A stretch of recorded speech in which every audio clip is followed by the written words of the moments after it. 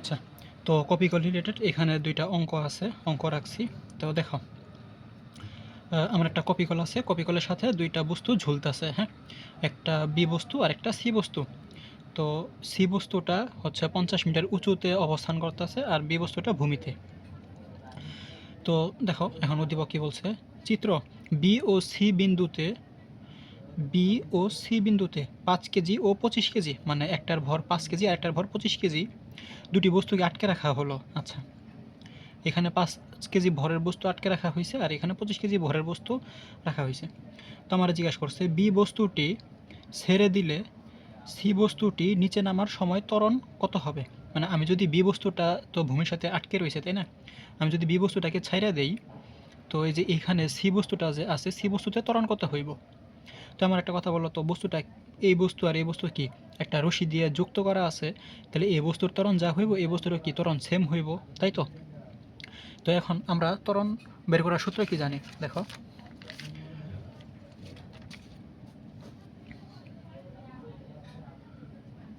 Solve গো।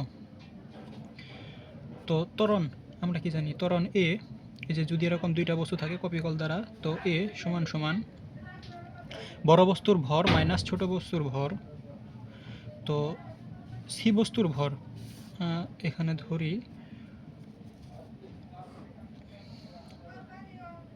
M1 সমান সমান 5 KG. তো এটা ধরি বি বস্তুর ভর এম, সি বস্তুর ভর সমান সমান 25 কেজি। ঠিক আছে, তো দেখো বড় বস্তুর ভর মাইনাস ছোট বস্তুর ভর,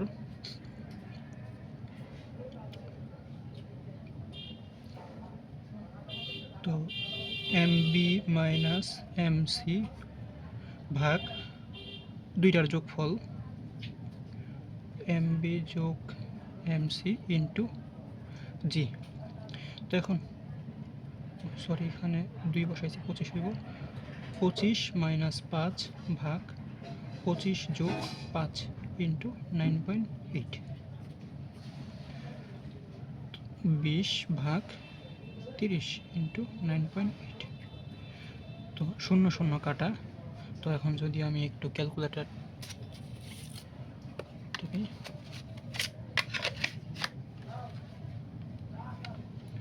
2 ইন্টু 9.8 ভাগ 3,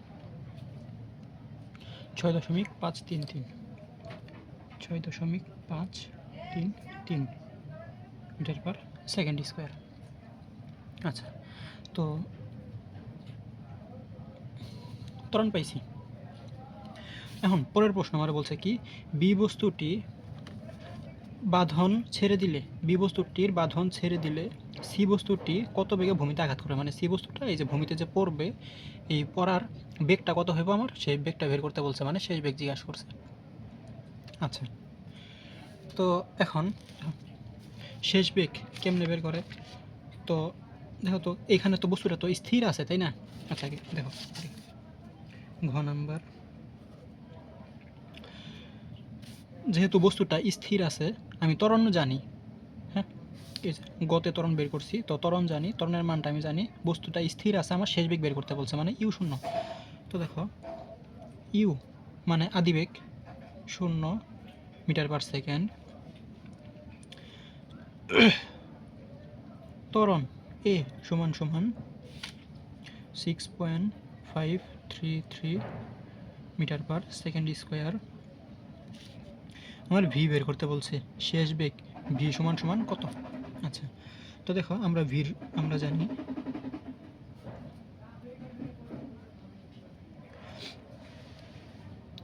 ভি স্কোয়ার সমান সমান ইউ স্কোয়ার প্লাস 2as, ঠিক আছে। আচ্ছা, তো এইখানে যেহেতু উচ্চতা, তো আমি এসও বসাইতে পারি, এইচও বসাইতে পারি। হ্যাঁ, এইচতে হাইট বোঝায়, আর আমরা তো নর্মালি এস দিয়ে অঙ্কগুলো করি যে অতিক্রান্ত দূরত্বের বেলায়। তো তোমরা এখানে চাইলে এইচ দিয়েও করতে পারো, সমস্যা নেই। তোমার ভি স্কোয়ার বের করতে হইব, বা ভি স্কোয়ার সমান সমান ইউ স্কোয়ার, যেহেতু বস্তুটা স্থির ছিল, যে এখন স্থির আছে, আমি সাইডে দিছি, তাহলে স্থির, তাহলে এখানে বেগ 0, আদি বেগ 0, 0 স্কোয়ার করলে 0 স্কোয়ার 2 ইন্টু এর মান 6.555 ইন্টু এস এর মান এস অতিক্রান্ত দূরত্ব এই যে ভূমি হতে 50 মিটার উঁচুতে আছে তো 50 বা ভি স্কোয়ার সমান সমান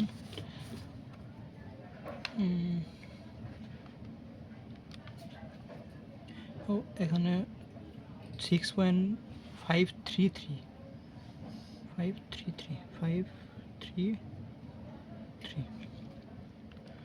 6.533 into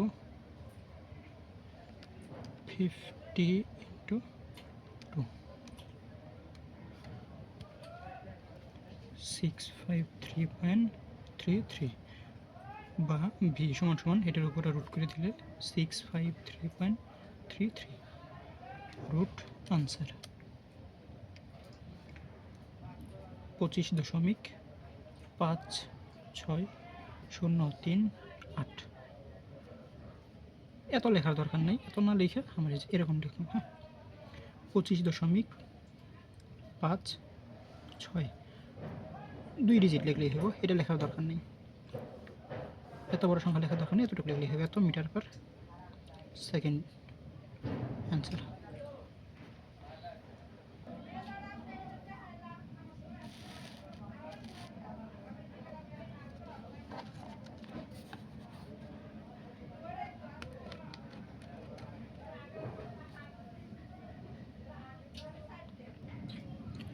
আচ্ছা, তো এরপরে আরেকটা অঙ্ক সলভ করবো। দেখো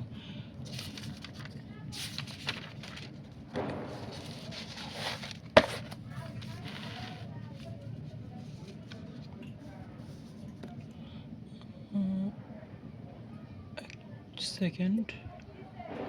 আচ্ছা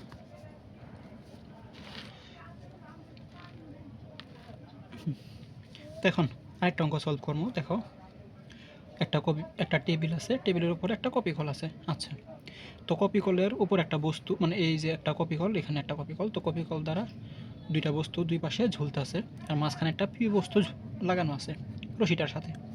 তো এই পাশে একটা এ বস্তু, এই পাশে একটা বি বস্তু। এ বস্তুর ভর 66 কেজি, বি বস্তুর ভর 30 কেজি, আর টেবিলের উপরে একটা বস্তু আছে 2 কেজি ভরের, আর ঘর্ষণ সহক দেওয়া আছে। ঘর্ষণ সহক কোনটা? ওই যে মিউ, ঘর্ষণ সহককে মিউ দিয়ে প্রকাশ করা হয়। আচ্ছা, তো আমার প্রশ্ন কি বলছে, ভূপৃষ্ঠে পতিত হওয়ার সময় পি বস্তুটির ত্বরণ ও অভিকর্ষ ত্বরণের মধ্যে তুলনা করো। আচ্ছা, অভিকর্ষ ত্বরণ আমরা জানি, তো এখন পি বস্তুটা, এইটা পি বস্তু, তো এই পাশে 60 কেজি ভর আছে, এই পাশে 30 কেজি ভর আছে, তো নর্মাল কমন সেন্স বলতেছে পি বস্তুটা এদিক দিয়ে পড়ে যাইব, তাই তো। তো পড়ার সময় যে ত্বরণটা সৃষ্টি হইবে আমার, সেই ত্বরণটার সাথে অভিকর্ষ ত্বরণের তুলনা করতে বলছে। আচ্ছা, তো এখানে আমি যে ত্বরণটা পাবো সেটা পাবো এ, তাই তো। তো আমার একটা কথা বলো তো, এই বস্তুর ত্বরণ যা, এই বস্তুর ত্বরণ তা, এই বস্তুর ত্বরণও কি সেম না? হ্যাঁ সেম হইব, কেন? কারণ তিনটা বস্তু একই রশির সাথে যুক্ত আছে। তো এরকম সিস্টেমে আমরা ত্বরণ কেমনে বের করি, সলভ ত্বরণ এ সমান সমান এই যে এই দুই পাশের বস্তু দুইটা আছে, এই যে এই বস্তু দুইটা আছে, এই বস্তু দুইটা নিয়ে আমার কাজ করলেই হইব। যে ঝুলন্ত দুইটা বস্তু আছে, বড় বস্তুর ভর, তো ধরি M1 সমান সমান 66 কেজি, আর M2 সমান সমান 30 কেজি, ঠিক আছে। তো দেখো, বড় বস্তুর ভর মাইনাস ছোট বস্তুর ভর ভাগ বড় বস্তুর ভর যোগ ছোট বস্তুর ভর ইন্টু জি, ঠিক আছে। আচ্ছা, বা এ সমান সমান 66 মাইনাস 30 ভাগ 66 প্লাস 30 ইন্টু 9.8। সুতরাং এ সমান সমান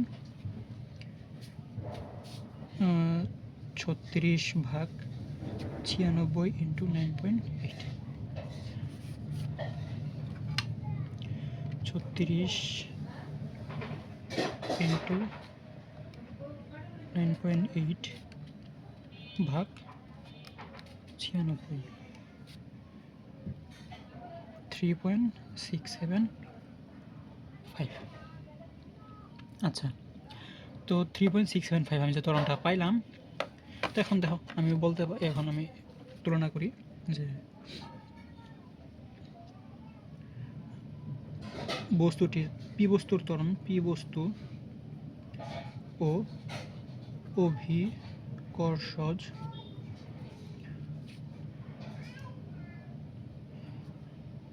পি বস্তুর ও অভিকর্ষজ ত্বরণের পার্থক্য সমান সমান 9.8 মাইনাস 3.675 সমান সমান, তো এটা থেকে এটা বিয়োগ করে দিই। 9.8 মাইনাস 3.675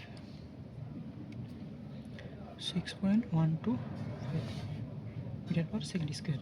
তো এইভাবে আমি একবার করলাম ত্বরণ।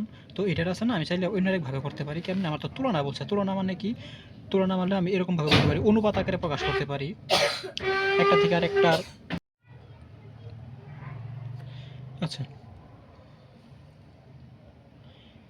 তো এম বস্তুটির উপর পি বস্তুর বলের প্রভাব, মানে এই যে পি বস্তুটা যে ঝুলতে থাকার ফলে এম বস্তুটার উপর কীরকম ইফেক্ট পড়তেছে বা কীরকম প্রভাব পড়তেছে সেই জিনিসটা আমার দেখাইতে হইব। কীরকম প্রভাব পড়তেছে দেখো, এখানে পি বস্তুটা এখানে একটা নিচের দিকে টানতেছে, তো ফলে কি হইতেছে, এই বস্তুর উপর কি একটা বল কাজ করতেছে না, এই যে এই রশি দিয়ে তো একটা বল কাজ করতেছে। তো বল কাজ করার জন্য কি হইব, এই বস্তুটা কি একটু গতিশীল হইব না, তোমার সেই কন্ডিশনটাই দেখাইতে হইব। ঠিক আছে, আচ্ছা, তো দেখো করি সলভ।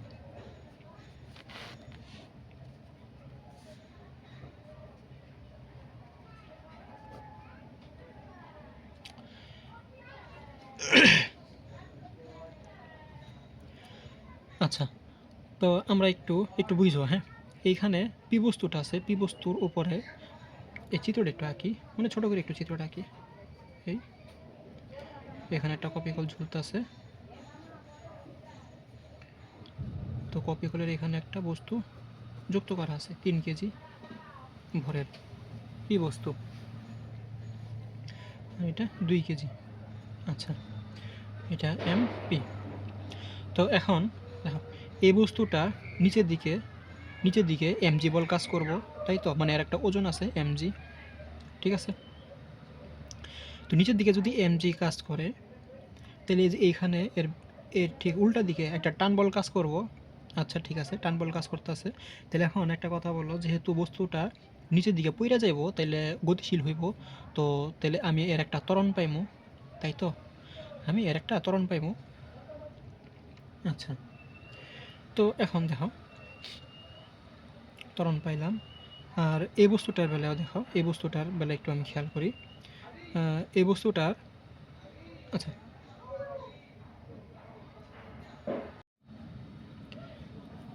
এখানে দেখো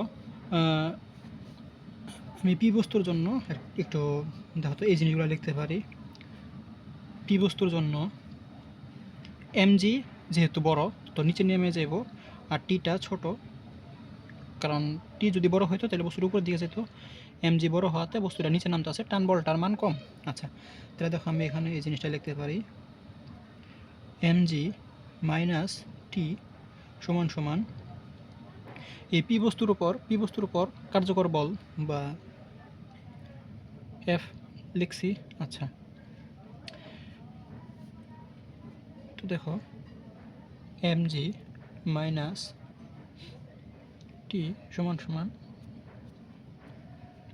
পি বস্তুটার ভর যদি আমি, আচ্ছা এখানে একটা M1 লিখি, এম বস্তুটার ভর লিখলাম M2, M1 M1। তো এটা তো পি বস্তুর এফ, এই যে এইখানে যে বলটা সৃষ্টি হয়েছে এটুকু ঘটনা নিয়ে আমি চিন্তা করতেছি। তো M1 এ, ঠিক আছে, তো এম এর মান কত, 3, 3G মাইনাস টি সমান সমান 3A, তাই তো। আচ্ছা, তো এটা আমি একটা সমীকরণ আকারে দিয়ে রাখি। এখন এইটুকু ঘটনা নিয়ে একটু চিন্তা করো, তো এইটুকু ঘটনা নিয়ে আমি একটু চিন্তা করি। আবার এখন এই যে এই টি পি বস্তুটা যে টান বলটা কাজ করতেছে, তাহলে এই সেম টান বল কি এই বস্তুর উপরেও কাজ করব, তাই তো? এখানেও এদিকেও সেম টান বলটা কাজ করব। দেখুন টান বলের বিপরীতে কি কোনো এমজি বস্তু কাজ করতেছে? নাই। টান বলের বিপরীতে এমজি কোনো বল নাই, তাহলে এখানে টান বলটাই কাজ হইতাছে, টান বলটার মানই আছে, তাই তো? তো টান বলটা বড়, টান বলের মান আছে। এখন এখানে দেখো তো, এই যে টান বল ছিল, টান বলের বিপরীতে, ঠিক বিপরীতে এমজি কাজ করছে। এখানে টান বল এইদিকে, এর বিপরীতে কি কোনো বল কাজ করতেছে? কোনো বল কাজ করতেছে না, হ্যাঁ, তার মানে শূন্য। কারণ এখানে তো এমজি বল তো এদিকে নাই, এমজি ওজন তো এদিকে নাই, তো এখানে কোনো বল কাজ করতেছে না, মানে শূন্য। সমান সমান এখন এইটার এফ, তো এটা ধরি F1, এটা ধরি F2, বা টি মাইনাস শূন্য সমান সমান F2 মানে M2 এ। ত্বরণ কিন্তু সেম হইব, কারণ এই রশি আর এই রশি তো কানেক্টেড, তো এইটার আমি যেই ত্বরণ পাবো এইটারও সেম ত্বরণই পাইমো, তো এ লিখছি। আচ্ছা, এখন এই যে এই এর মানটা যদি, এই যে এর মানটা 3g মাইনাস টিটা যদি এখানে বসাই দিই,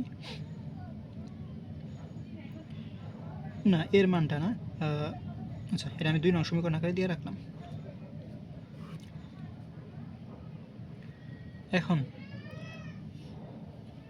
2 এর মান 1 নঙে বসিয়ে, 2 এর মান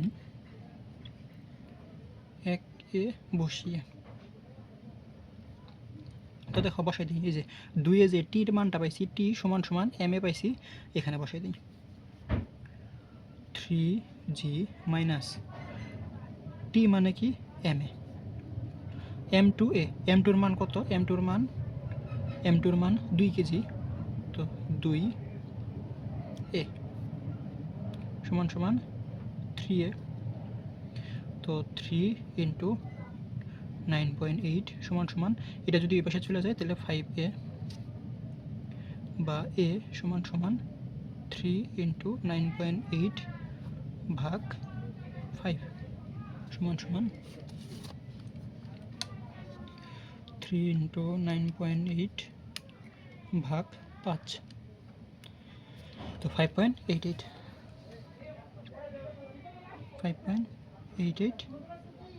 মিটার পার সেকেন্ড স্কোয়ার। তো দেখো